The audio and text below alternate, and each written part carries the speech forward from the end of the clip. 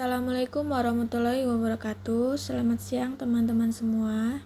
Perkenalkan, nama saya Anissa Nabila dengan NIM 225110102172 dari kelas 5 KPIE.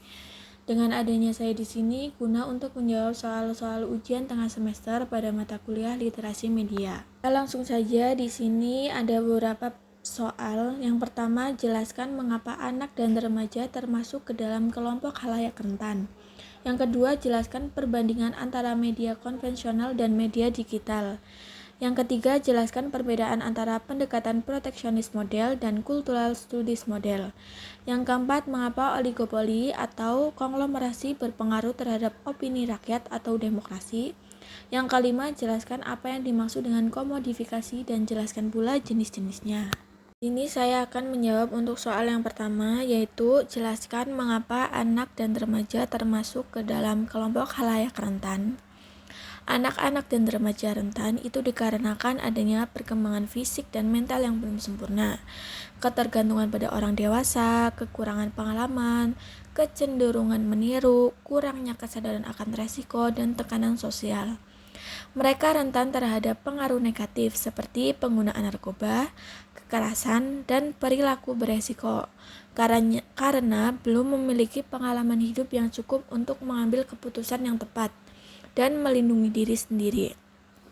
Selain itu juga mereka mudah terpengaruh oleh perilaku orang-orang di sekitar mereka, baik teman sebaya, tokoh idola, ataupun karakter dalam media. Kurangnya kesadaran akan resiko juga membuat mereka rentan terhadap bahaya, seperti mengonsumsi makanan tidak sehat atau berenang di tempat yang tidak aman, karena mereka seringkali tidak menyadari konsekuensinya.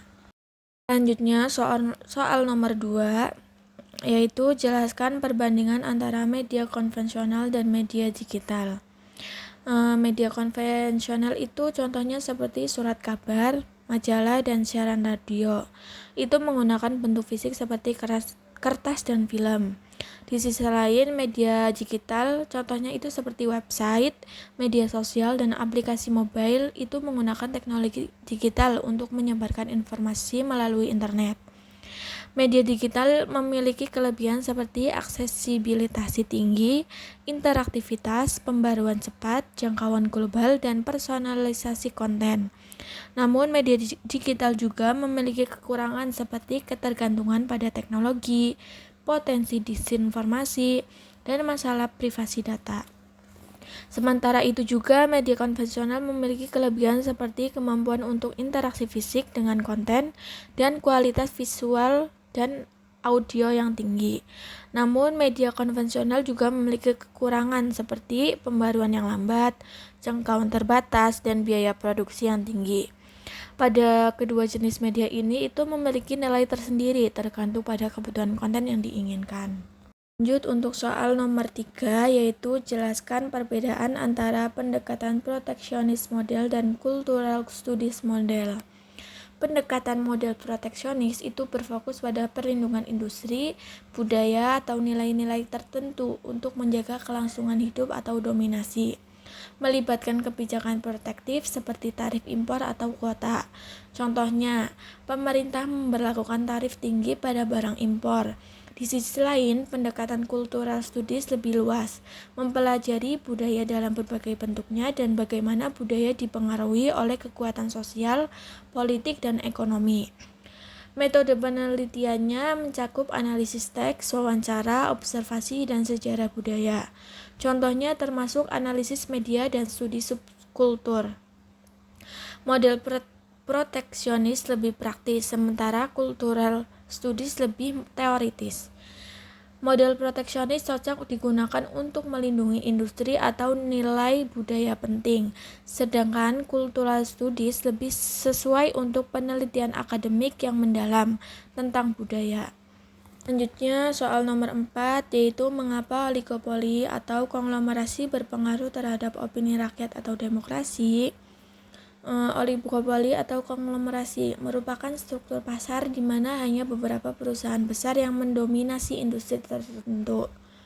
Oligopoli itu berdampak pada pembentukan opini publik dan praktik demokrasi melalui kontrol media, pengaruh terhadap kebijakan publik, pembatasan pluralisme, dan ancaman terhadap kedaulatan rakyat. Dalam konteks demokrasi, oligopoli dapat menyebabkan perwakilan yang tidak seimbang, korupsi, dan kesenjangan sosial. Untuk mengatasinya, pemerintah perlu memperkuat regulasi persaingan usaha, melakukan reformasi media, dan memperkuat partisipasi masyarakat dalam proses politik. Upaya sistematis diperlukan untuk memastikan bahwa demokrasi tetap berjalan dengan baik dan untuk menghindari resiko yang ditimbulkan oligopoli, keseimbangan kekuatan dan kontrol transparan atas media adalah kunci untuk menjaga demokrasi yang sehat dan berdaya. Dan soal yang terakhir yaitu jelaskan apa yang dimaksud dengan komodifikasi dan jelaskan pula jenis-jenisnya. Komodifikasi adalah proses mengubah sesuatu menjadi barang dagangan dengan nilai tukar di pasar. Terjadi karena logika kapitalisme yang melihat segala hal sebagai potensi keuntungan. Jenisnya itu meliputi komodifikasi konten, audiens, pekerja, alam, dan budaya. Contohnya adalah berita sensasional untuk meningkatkan jumlah penonton, data pribadi pengguna, media sosial yang dijual kepada pihak ketiga, pekerja lepas sebagai aset sementara, air bersih yang dikemas dalam botol, dan pakaian adat diproduksi massal. Ada juga komodifikasi waktu, identitas, dan tubuh. Memahami konsep ini itu penting dalam menganalisis aspek kehidupan modern, terutama ekonomi dan media.